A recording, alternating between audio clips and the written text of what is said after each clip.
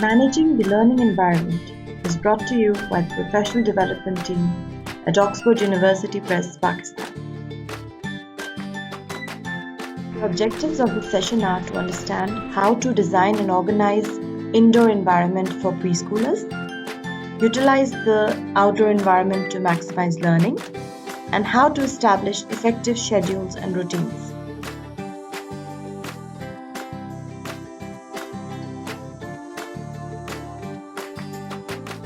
Your environment is the foundation of your curriculum. According to Dodge, Kolker, and Harriman in the Creative Curriculum for Preschool, an effective environment sends children a variety of messages about their learning. Let's learn about these messages and how you can make sure children receive them. First, your environment should say, "This is a good place to be." You can do this by making your environment feel home-like and comfortable. Remember, your classroom is an extension of home and is a stable place for children. Use neutral decorations and furnishings that remind children of home. Provide soft spaces with pillows, cushions, or area rugs. Consider framing artwork. Your environment should say, "You belong here." Make sure you post children's artwork, photos, or writing. This helps children know they are part of the classroom community. Remember to include photos of families as well. Classrooms should say, "This is a place you can trust." Children need safe and predictable spaces. They also need safe and predictable routines. Make sure your classroom is neat and orderly. Make changes to your materials and spaces as needed, but avoid making frequent changes.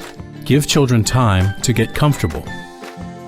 A posted schedule also helps children know they can trust the place.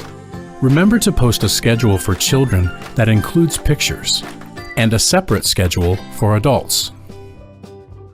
Everyone needs some time alone, so your space should say, "There are places where you can be by yourself when you want to." Provide areas where just one or two children can play. A cozy reading area or quiet computer area can provide some respite from the excitement of a preschool classroom. Children should know you can do many things on your own here. Design your space with independence in mind. Label cubbies and shelves. Make sure that materials are where children can reach them.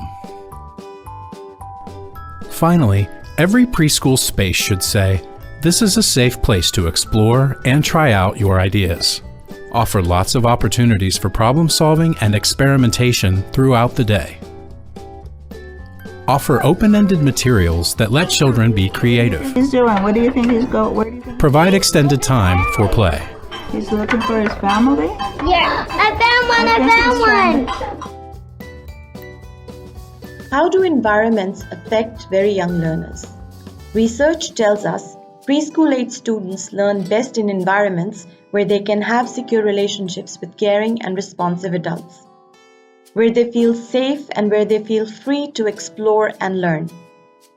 A well-arranged environment can help you meet preschool-age students' needs during play and routines.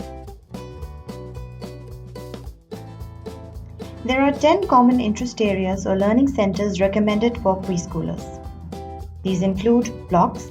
Great block areas contain a variety of materials to spark curiosity and exploration. Students use the block area to explore how things work. They build, tear down, fill, dump, stretch, reach, balance, and create. Block areas should be large enough for several students to play at once. Then there is the dramatic play area, which allows students to take on roles and try out new ideas. Students use their imagination as they cooperate with one another, and they practice self-care skills as they try on dress-up clothes. A great dramatic play area offers students a chance to act out their own home and family themes with props like a kitchen, table, clothes, food, and babies. The toys and game area allows students to develop important thinking skills, social skills, and fine motor skills. Your toy and game area can include a range of puzzles, board games, and small objects. This area can provide a good opportunity for students to identify and match colors, shapes, sizes, and textures. The art area provides opportunities for students to express themselves and develop fine motor skills. Visual art can include painting, drawing, sculpturing, etc. This is a place for inspiration and creativity. Great art areas include a variety of materials for students to use and explore, such as sponges, rollers, glitter, tape, paint, stamps, and recycled materials of all types. The library is a quiet space where students can relax and enjoy reading. A great library includes a variety of books with different types of genres like fiction, non-fiction, alphabet books, number books, nursery rhymes, and resource books. It typically includes soft furniture or pillows. Books can be displayed on shelves or in baskets for easy access. The library can also include a listening station, felt board, literacy activities, or other materials that introduce students to language and print. Also include print materials such as books, maps, or magazines, and writing materials in every interest area. Some more common interest areas include Discovery Area, which is a student's gateway to scientific exploration. It contains materials meant for open-ended exploration.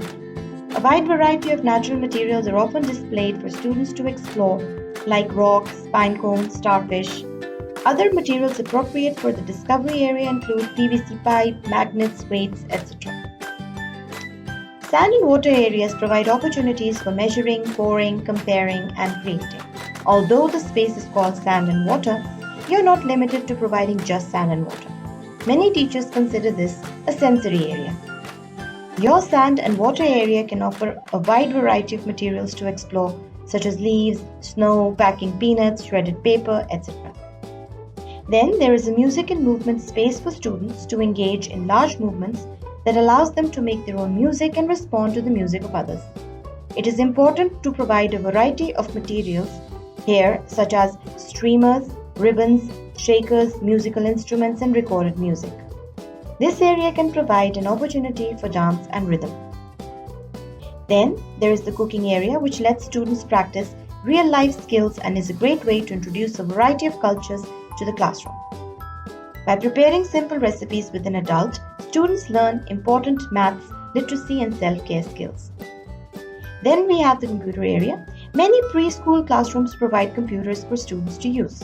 The use of computers or other technology and media can provide developmentally appropriate learning opportunities to students of a variety of ages. Computers and the internet can expose students to people, animals, and places they cannot experience in person. Students can also use computers and media to document and share their own experiences. Using interactive ebooks and playing games that facilitate learning of letters, letter sounds, and numbers are additional ways students can use computers to meet learning goals. Let's take a look at the elements in effective classroom design. First are clear boundaries. Use shelves, furniture, or other barriers to help students focus and avoid distractions. Large open spaces encourage running and roughhousing. Arrange your furniture in interest areas to break up large open spaces. Then, help students know how and where to come into an interest area. Use a system of tags, pictures, or symbols to limit the number of students who play in an interest area. Make sure the students know how to use it and are able to meet their needs and interests throughout the day. Make sure there are enough materials that several students can play in social areas like dramatic play and blocks. Have duplicates of favorite toys.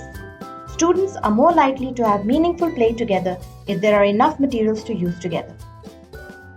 Then, consider what students in your class like. Add materials or rotate materials regularly so students have new experiences. Think about pictures, displays, print, or writing materials that support students' learning and engagement in each area. Separate loud, active, and quiet, calm spaces. Examples of quiet interest areas are the library, listening center, and writing center. Loud, active centers might include the block area, dramatic play area, and the sand or water sensory area. Make sure students have access to needed materials. Sand and water, discovery and art spaces should have access to sinks. Music and movement, technology and cooking areas might need access to electrical outlets. Soft carpeting in the library and block area can make it easier for students to sit and comfortably interact with materials on the floor. Align materials and interest areas to learning objectives. And lastly, make sure you can see and supervise all students at all times. Areas to consider while designing the indoor environment are logistics, aesthetics, and organization. In your preschool classroom, you will need spaces for group activities, privacy, and storage and display. Plan areas for morning meetings and story times. In some smaller classrooms, this is not possible, so get creative. The block area can be a perfect space for large group activities. Having designated spaces for these activities and designing them to minimize distractions can help you make the most of these times. Preschool classrooms are high energy places. So similar to adults, students sometimes need time and space to relax on their own. You can help students meet this need of privacy by offering spaces that are limited to 1 or 2 students. The library, a cozy corner, quiet games, or other spaces of your room can help students calm themselves. Consider how the use of sheer fabrics or the placement of furniture can help create these cozy nooks and still provide good visibility. In storage and display, for materials that are in active use, teachers should store them on open labeled shelves. Open storage promotes accessibility. Tools such as office supplies, cooking utensils, or cleaning fluids should be stored securely when not in use. It is important to designate and carefully label secure locations for these items. This will help you maintain inventory and ensure student safety. Students and adults need space to store their personal belongings. Students' personal storage should be labeled with pictures and words. Personal storage spaces for students allow them to easily access their personal items like blankets or gloves, etc. For adults' personal storage, it is important to store items out of reach like purses or backpacks or makeup or medicine. Storing and displaying artwork and portfolios sends powerful messages to students about the value of their work, and it helps you to do your job more effectively. It communicates to the students that this is a place to test their ideas and helps you more easily track students' developmental progress. While considering aesthetics, we want classrooms that are home-like, inviting and engaging, designed for all. Add personal touches. For example, you can include soft furniture such as a couch or large armchair, non-toxic plants, natural or soft lighting through the use of window or lamps, throw pillows, cushions, other decorative touches such as area rugs or repurposed furniture, family photos from the students and staff, inexpensive frames to hang students' artwork on the walls, neutral paint colors. In the classroom, invite students' exploration and engagement using provocations.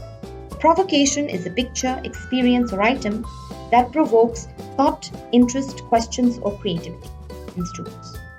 Including pictures of students' interest can help extend exploration of certain concepts and sends the message students' ideas are valued in your classroom. Use pictures of real items as much as possible. For an event or experience, go on a field trip, a nature walk outdoors, or host a tea party in your classroom. You can also take pictures during the event to display later. Pictures like these, in conjunction with personal storage and students' artwork, also communicate that this space belongs to the students. Include items from nature such as leaves or nuts or flowers. Consider the needs and learning goals for all students. Each time a new preschooler enters your room, you should consider what changes need to be made to best support their engagement in the classroom. In terms of environmental design, you may need to consider the physical space within interest areas or pathways between interest areas to ensure students with physical disabilities can also move around and participate.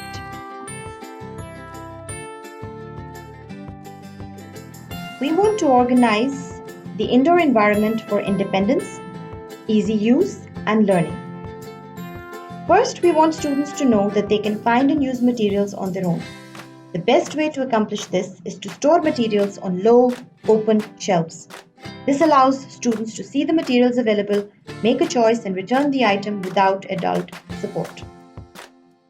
The students should know how to use signs and symbols in the environment to support their independence. Labeling not only helps students learn to clean up independently, it also creates a print-rich environment.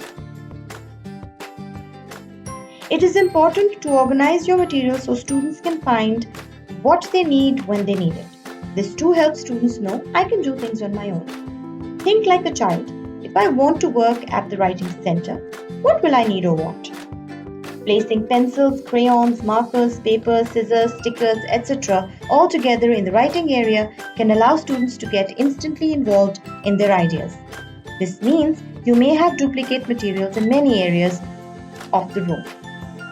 The type of storage you choose, including bins, baskets, and containers, can affect how easily students access and put away materials. For example, storing books on a shelving unit allows students to see the full front covers and will spark greater interest in reading and make it easier for students to choose a book. Or storing simple wooden puzzles on a puzzle rack. Use lightweight material that is easy to use. For the students' learning, displays should be at students' eye level and should contain their own work, pictures relevant to their interests, or pictures meant to help spark further exploration. Organize your space so students encounter meaningful learning opportunities throughout the day. This means providing well-organized and well-planned literacy, maths, science, and social studies materials in interest areas.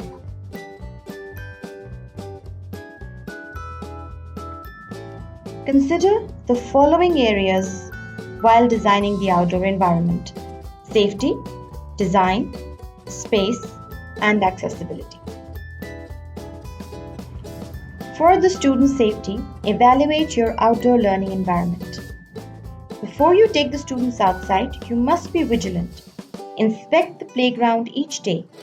Look for debris like glass, litter, building supplies, standing water, ice or snow, natural objects that might cause harm like sharp rocks, stumps, roots, branches, unsafe insects like beehives, wasp nests, anthills, ditches, holes, wells, and traps. Consider fall zones, surfacing, access to shade, and the conditions of materials and equipment. Metal or plastic slides, benches, and poured concrete surfaces can get very hot and very cold. Inspect surfaces for cracks caused by temperature changes or water damage. Carefully design outdoor learning areas to support a full range of students' play and activities. You can create interest areas much as you do for your indoor space. Many of the same materials you provide indoors can be used to promote engagement outdoors. An outdoor dramatic play interest area could incorporate props such as blankets, picnic baskets, plastic dishes, utensils, and dress-up clothes.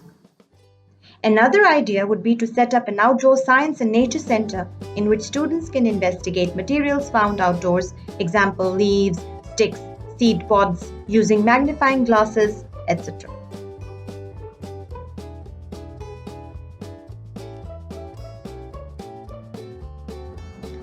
Your outdoor play space will foster creative play if you include loose parts or open-ended play material like recycled cardboard boxes, crates, PVC pipes, milk cartons.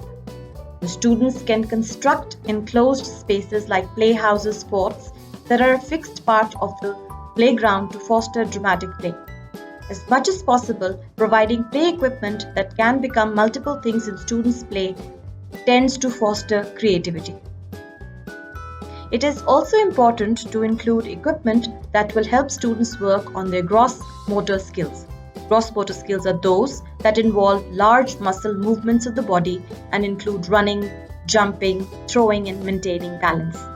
In fact, students are often most physically active when they play with portable equipment such as balls, bicycles, hula hoops, etc. Students must be able to easily access materials and equipment. Outdoor paths, walkways, and stairs should be clearly marked and free of obstruction. It is important to make sure gross motor play can happen safely in one area without disrupting play in another area. Also, remember to include smocks in strategic areas. Offering smocks or old shirts can help students and families feel more comfortable with messy outdoor art, sensory or science ideas, for example, mud play or exploration. There should be enough gross motor equipment, example bikes, that students can use without a long wait. Outdoor toys such as balls and props for dramatic play can be placed in easy access bins, buckets or containers. This will also make it easy for students to help clean up when it is time to go back inside. Consider the needs of individual students too. Some students, especially those with disabilities or special needs, may have difficulties in the outdoor environment. You can make adaptations for these students just as you would in the classroom. You can adjust the materials and spaces, install a wheelchair accessible swing, install railings, lower a water table to best fit their needs. Students need time each day to play, read, eat, interact and engage with the world around them. Designing your schedule and space to support effective routines helps promote students' development and learning. Let's take a look at the 6 elements of effective schedules and routines.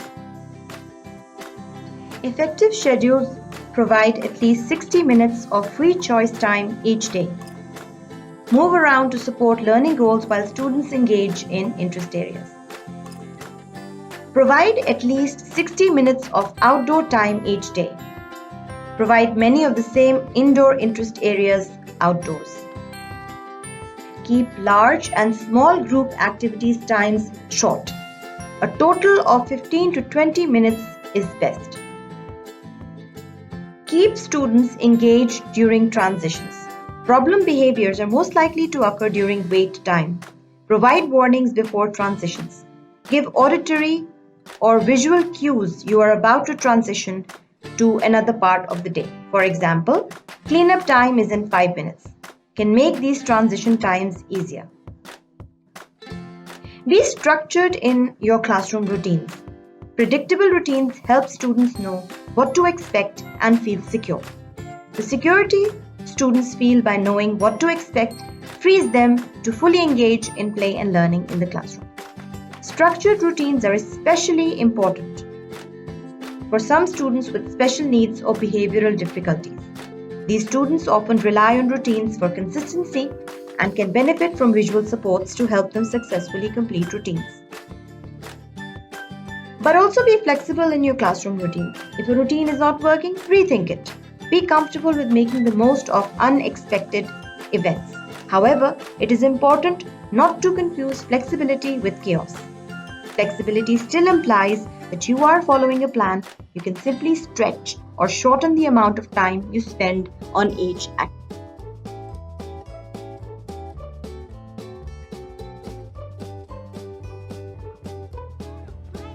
Transitions take up a lot of time in preschool classrooms. Our first goal is to have as few group transitions as possible. Our second goal is to keep children engaged and learning when transitions do happen. Watch these videos and identify the strategies teachers use to make the most of transition times. Everybody freeze. Brent, Antonio. We're freezing. What time is it?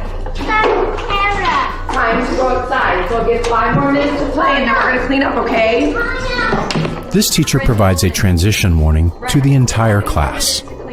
This helps them know that a change is about to happen. Okay.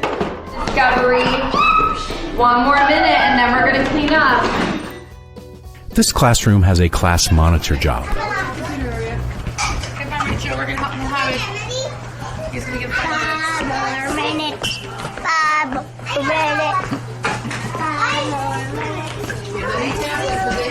minutes. Got it? Hi. 5 more.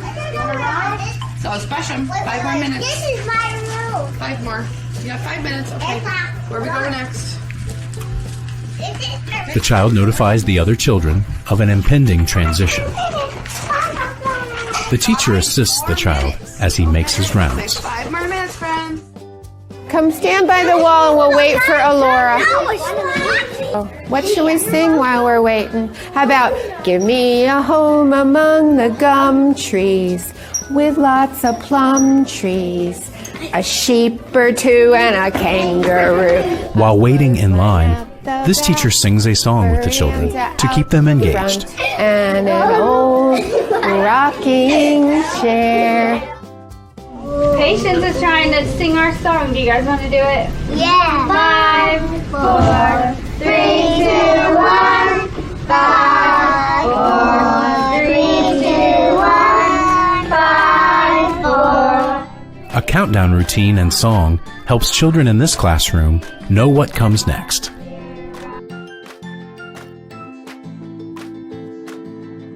Teach all students the skills to navigate routines by using the following strategies. Modeling. Demonstrate steps in the routine to the student while explaining aloud what you are doing. Example, hand washing. Use peer partners. Ask a student who knows a routine well to demonstrate the routine to a student who is struggling. Use prompts. Although you have visual supports for routines in your classroom, some students may benefit from verbal reminders regarding specific steps. Example, for hand washing, okay, you've turned off the water. What is the next step?